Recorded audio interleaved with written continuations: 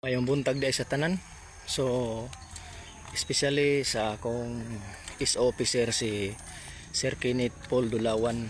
So kini sir, mag-excuse ko na puro balik kay ang akong service bike nabugtuan og kadina.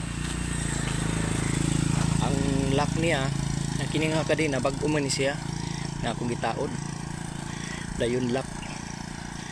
Iabot yun sa time nga pag adto na ko sa pagsaka na sa Bangkasi camp dito ni Pitik, so nahulog ang lock niya. So pauli ko karon, so niya ako dinhi nag shortcut sa Chinese Cemetery.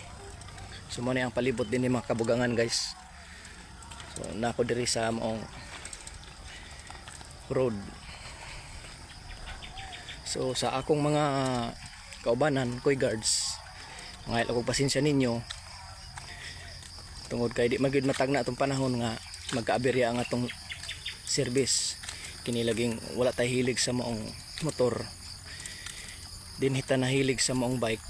Kay as of experience nako, ang pagbike mong good pod nindot sa imong paminaw sa lawas. So more on cardio, good for the heart po ni siya. So Sir Kenneth Paul Dulawan og sa kabanan ako sa Biros compound payag company guards, so pasensya lang mo og hinaot unta nga masabtan ko ninyo sa akong sitwasyon. So og dinhira kutob ang akong pag video or masayran sa tanan. So keep going gyapon ta guys, og ayaw pag skip sa videos, comment, react din sa ubos, and follow for more.